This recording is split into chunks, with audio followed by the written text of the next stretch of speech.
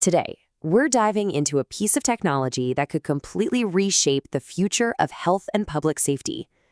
But our story doesn't start with tech or algorithms. No, it starts with a single number. 242. That's the human cost of a devastating plane crash. And it just makes you wonder, how could a system built for safety fail so badly? Well, the answer might not be in the plane's mechanics, but in the pilot's biology. What we learned from the radio communications is just horrifying. It suggests a depressed pilot might have intentionally cut the fuel to the engines right after takeoff. The plane lost power, and with it, everyone on board. A tragedy like that forces us to ask, what signals did we miss? In the aftermath, investigators were looking for any warning signs. And it turns out the pilot's own body may have been sending out a clear, measurable alarm that went completely unnoticed. A kind of biological SOS, hidden in plain sight. So the key here is something called heart rate variability, or HRV. Now, it's not just about how fast your heart beats, but the tiny variations in time between each beat. And a very specific pattern in that rhythm, known as the distancing of the R wave, is now understood to be a massive biological red flag for depression. And listen, this isn't some vague theory. As the source author Sergio puts it, this signal is a clear alarm. So not a maybe, not a possibility, it's a direct physiological indicator that something is seriously wrong. And this isn't some fringe idea either. The connection is backed by a ton of research. If you just do a quick search for HRV depression on the medical database Medscape, you get back over 1,000 scientific results. This link is well documented. So this is the crucial question, right? If we have a known biological signal for a huge risk factor, why on earth wasn't it detected? Especially in a job like an airline pilot, where they have hundreds of lives in their hands. Well, the problem isn't the data, it's the system. The core issue is that our medical system often works in these separate silos.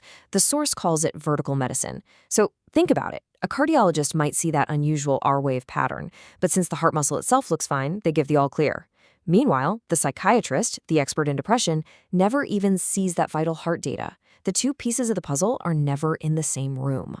And the problem goes even deeper.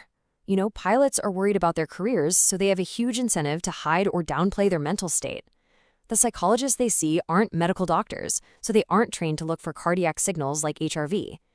This leaves everyone just flying blind, basically, relying on someone to self-report a problem they're incentivized to hide. Okay, so this is where the whole idea of a digital twin comes in. It's a proposed solution to finally bridge this dangerous information gap by connecting data that, believe it or not, is already being generated every single second. And get this, the technology to track HRV isn't some specialized, expensive medical device. It's already in millions of smartwatches. The AI in these devices knows all about the R wave. But for legal reasons, they can't diagnose depression, so they just label the output as stress. But make no mistake, the data is there. So how would it work in the real world? Well, imagine a pilot's smartwatch is constantly collecting their HRV data. And AI, the digital twin, analyzes this stream for that specific R-wave pattern. If a risk is detected, an alert gets sent, and safety procedures can be activated immediately, like grounding the pilot for an assessment. It's a direct line from biological data to preventive action. And while preventing air disasters is an incredibly powerful example, the source makes it really clear that this is just the tip of the iceberg. This one case is just one of hundreds of thousands of ways this technology could be applied. So let's just zoom out for a second. This isn't just about aviation. It's about a fundamental shift in how we approach health, moving from reacting to problems to actually predicting them for both ourselves and for our communities. The ecosystem for this is already massive. Right now, there are over 700,000 different types of health and wellness devices on the market collecting our biological data. And add to that 2 million different health apps, all contributing to this vast continuous stream of personal health information. The data is everywhere. So what you should really take away from this is the dual power of the digital twin. On one side, it could help individuals manage and extend their own personal health and longevity.